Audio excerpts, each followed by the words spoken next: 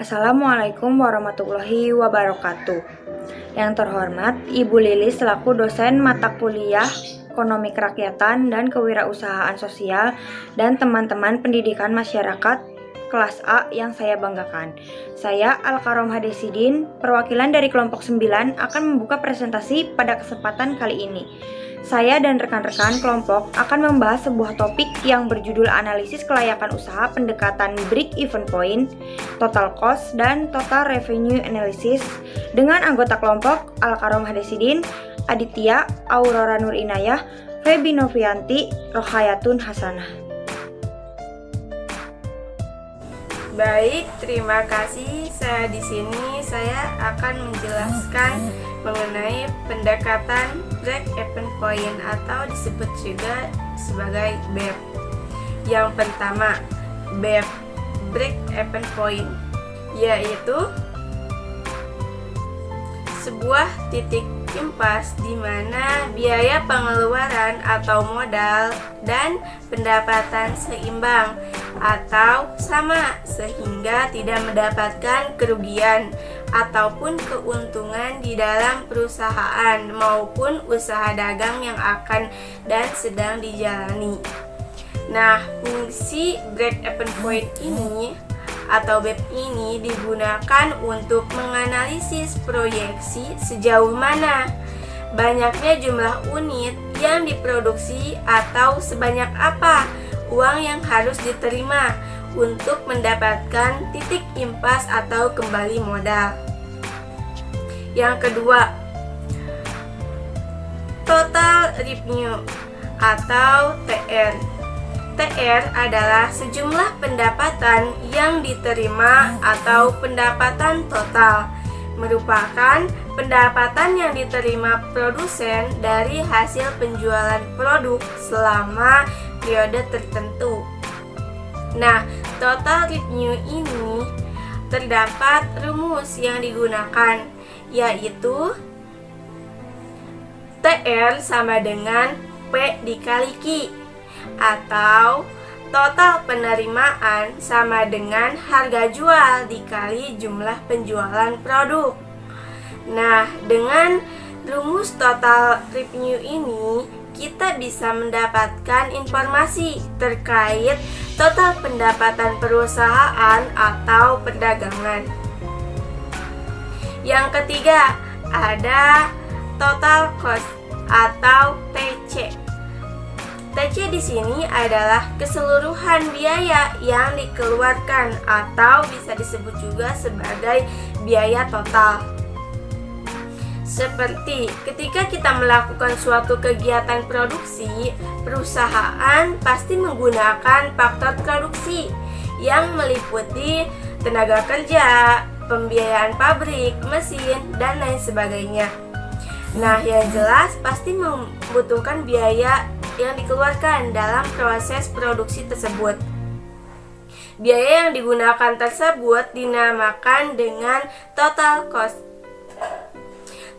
Total cost di sini dibagi menjadi dua jenis. Yang pertama ada fixed cost, yakni biaya tetap, dan yang kedua ada variable cost, yaitu biaya tidak tetap. Pengertian analisis kelayakan usaha kreativitas bisnis. Analisis kelayakan usaha kreativitas bisnis adalah usaha mempelajari secara mendalam mengenai bisnis yang akan dijalankan dalam rangka menentukan apakah suatu usaha layak untuk dijalankan atau tidak. Dan dari pengembangan ide-ide dan pemikiran dalam melihat masalah dan peluang bisnis. Tujuan analisis kelayakan usaha kreativitas bisnis antara lain yang pertama menghindari resiko kerugian. Untuk mengatasi resiko kerugian pada masa yang akan datang harus ada semacam kondisi kepastian. Kondisi ini ada yang dapat diramalkan dan ada yang tidak dapat diramalkan. Fungsi studi kelayakan adalah meminimalkan resiko yang tidak diinginkan, baik resiko yang dapat dikendalikan maupun yang tidak dapat dikendalikan. Kemudian yang kedua ada memudahkan perencanaan. Apabila sudah dapat meramalkan yang akan terjadi pada masa yang akan datang, kita dapat melakukan perencanaan dengan hal-hal yang perlu direncanakan. Yang ketiga ada memudahkan pelaksanaan pekerjaan. Berbagai rencana yang sudah disusun akan memudahkan pelaksanaan usaha. Pedoman yang telah tersusun secara sistematis menyebabkan usaha yang dilaksanakan dapat tepat sasaran dan sesuai dengan rencana yang sudah disusun. Kemudian yang keempat ada memudahkan pengawasan. Pelaksanaan usaha yang sesuai dengan rencana yang sudah disusun akan memudahkan kita untuk melakukan pengawasan terhadap jalannya suatu usaha ataupun bisnis. Pengawasan ini perlu dilakukan agar tidak melenceng dari rencana yang telah disusun. Yang kelima ada memudahkan pengendalian. Apabila dalam pelaksanaan telah dilakukan pengawasan, jika terjadi penyimpangan akan mudah terdeteksi sehingga dapat dilakukan pengendalian atas penyimpangan tersebut. Tujuan dari pengendalian adalah mengendalikan agar tidak melenceng dari jalan yang sudah ditentukan atau dari tujuan yang sudah direncanakan sehingga tujuan perusahaan dapat tercapai. Manfaat analisis kelayakan usaha kreativitas bisnis. Terdapat 3 manfaat yang ditimbulkan dari adanya studi kelayakan bisnis. Yang pertama, ada manfaat finansial. Diperoleh pelaku bisnis jika bisnis tersebut dirasakan menguntungkan dibandingkan risiko yang dihadapi. Yang kedua, ada manfaat ekonomi nasional. Manfaat ini dari bisnis yang dijalankan tidak hanya menguntungkan secara ekonomi saja, tetapi juga bermanfaat bagi peningkatan ekonomi secara makro. Misalnya, semakin banyak tenaga kerja yang diserap, peningkatan devisa, membuka peluang investasi yang lain, peningkatan GNP, kontribusi pajak, dan lain-lain. Yang ketiga, ada manfaat sosial. Manfaat sosial memberikan manfaat terutama bagi masyarakat di sekitar lokasi bisnis tersebut dibangun. Baik, terima kasih kepada moderator. Materi selanjutnya yaitu mengenai pengertian inovasi produk bisnis, juga tujuan-tujuannya. Yang pertama yaitu mengenai pengertian inovasi produk bisnis.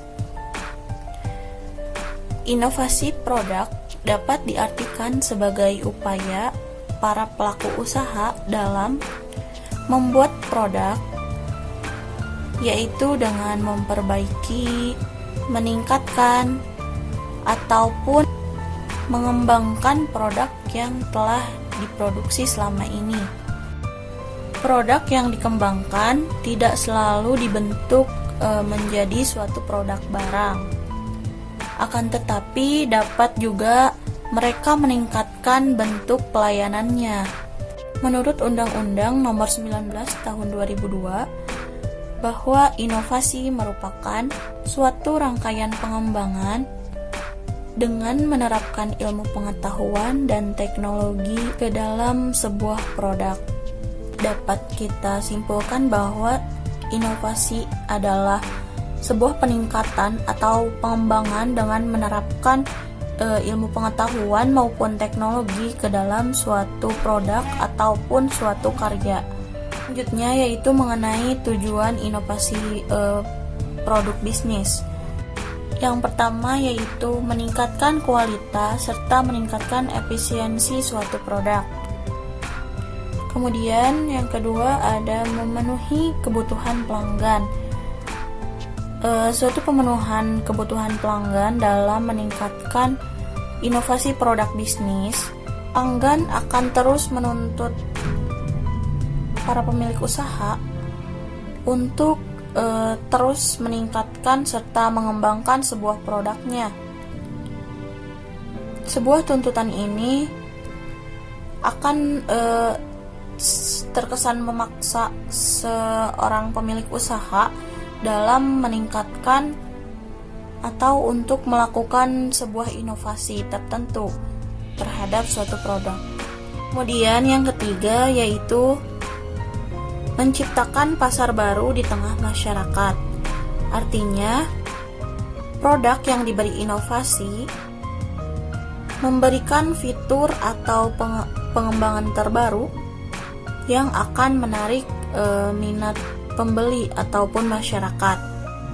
Selanjutnya yang keempat yaitu mengembangkan dan mengaplikasikan pengetahuan juga wawasan yang kita ketahui atau yang para pelaku usaha miliki. Dalam menciptakan suatu inovasi terhadap sebuah produk, dibutuhkan wawasan yang sangat luas dan terkini, sesuai dengan perkembangan ilmu pengetahuan. Dan yang terakhir, yaitu mengganti produk atau layanan, yaitu berarti usaha menghentikan atau menarik sebuah produk yang sudah dipasarkan bertujuan untuk memberi suatu inovasi terhadap barang tersebut dengan cara mengganti barang tersebut dengan yang lebih baik lagi. Contoh inovasi produk bisnis, aplikasi layanan antarjemput. Pada aplikasi tersebut, yang pada awalnya hanya bisa digunakan untuk memesan layanan antarjemput, kini berkembang dengan pesat. Ada banyak fitur yang dimiliki oleh aplikasi tersebut, termasuk layanan pembelian dan antar makanan, bahkan berbelanja. Inovasi dalam bentuk produk jasa ini membuat aplikasi tersebut semakin efisien digunakan oleh pelanggan. Pelanggan cukup membutuhkan satu aplikasi saja agar bisa melakukan berbagai hal, sehingga pelanggan dapat menghemat waktu. Itulah mengapa inovasi produk dalam bisnis diperlukan, karena dengan inovasi dapat membuat produk semakin digemari oleh para pelanggan. Kasus dan solusi bisnis. Kasus bisnis adalah sebuah proposal terstruktur untuk perbaikan bisnis yang berfungsi sebagai sebuah paket keputusan untuk para pengambil keputusan organisasi. Sementara solusi bisnis merupakan penjabaran ide, pemecahan atau penyelesaian permasalahan atau problematika secara konkret dan jelas sebagai sebuah kegiatan komersil yang dapat dilakukan secara berkesinambungan. Bentuk dari persaingan yang tidak sehat oleh para pebisnis yang ingin menguasai pasar dan ingin mendapatkan banyak keuntungan. Yang pertama itu ada suap atau bribery. Barang siapa menerima suatu janji, sedangkan ia mengetahui patut dapat menduga bahwa pemberian suatu janji itu dimaksudkan supaya ia berbuat sesuatu atau tidak berbuat sesuatu dalam tugasnya yang berlawanan dengan kewenangan dan kewajibannya yang menyangkut kepentingan umum, dipidana karena menerima suap dengan pidana penjara selama 3 tahun atau denda sebanyak-banyaknya 15 juta rupiah. Ini tertuang dalam pasal 3 Undang-Undang nomor 3 tahun 1980. Kemudian kedua ada paksaan,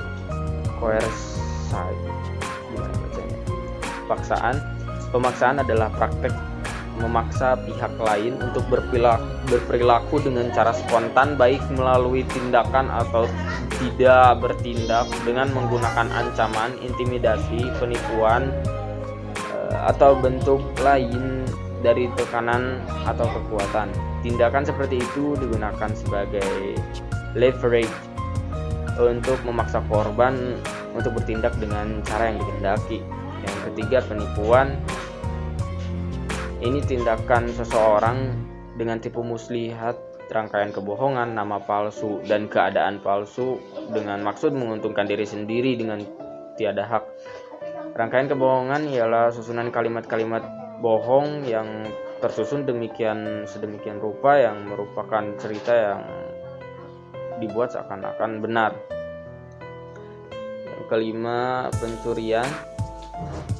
Pencurian mengambil sesuatu benda yang seluruhnya atau sebagian milik orang lain dengan maksud untuk memiliki. Diskriminasi adalah perlakuan tidak adil dan penolakan terhadap orang-orang tertentu yang disebabkan oleh ras, jenis kelamin, kewarganegaraan atau agama.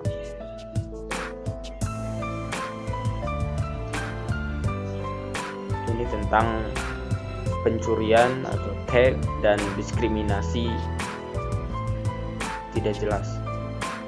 Lalu pada slide selanjutnya ada contoh kasus dalam bisnis mogoknya hampir seluruh pekerja PT Freeport Indonesia disebabkan perbedaan indeks standar gaji yang diterapkan oleh manajemen pada operasional Freeport di seluruh dunia.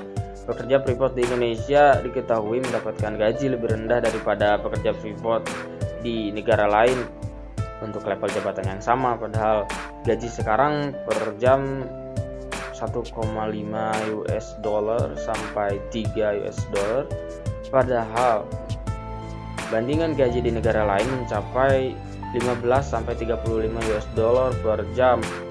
Sejauh ini perundingannya masih menemui jalan buntu. Manajemen Freeport bersikeras menolak tuntutan pekerja. Entah apa dasar pertimbangannya. Solusinya dari masalah di atas adalah sebagai perusahaan berlabel MNC atau multinational company yang otomatis berkelas dunia, apalagi umumnya korporasi berasal dari Amerika Serikat, pekerja adalah bagian dari aset perusahaan. Menjaga hubungan baik dengan pekerja adalah suatu keharusan, sebab disitulah terjadi hubungan mutualisme satu dengan yang lain. Perusahaan membutuhkan dedikasi dan loyalitas agar produksi semakin baik, sementara pekerja membutuhkan komitmen manajemen dalam hal pemberian gaji yang layak. Analisis kelayakan usaha bisnis berarti kita ini pada kesimpulannya analisis usaha kelayakan bisnis adalah kegiatan untuk mempelajari secara mendalam tentang bisnis apa yang akan dijalankan dalam rangka menentukan bisnis itu layak atau tidak dijalankan. Untuk menganalisis proyeksi sejauh mana banyaknya jumlah unit yang harus diproduksi atau sebanyak apa uang yang harus diterima untuk mendapatkan titik impas kembali modal pada bisnis tersebut. Tentunya diperlukan rumus break even point. Adanya inovasi dan kreativitas di sini sebagai pelengkap untuk menjalankan suatu usaha bisnis sehingga produksi bisnis lebih menarik minat masyarakat untuk mencoba menggunakan barang tersebut. Oke, baik, terima kasih. Mungkin sekian yang dapat kelompok kami sampaikan. Mohon maaf kurang dan lebihnya. Untuk teman-teman, jika ada sanggahan atau pertanyaan, silahkan lemparkan di kolom chat, di komentar, atau di chat grup WhatsApp. Terima kasih. Wassalamualaikum warahmatullahi wabarakatuh.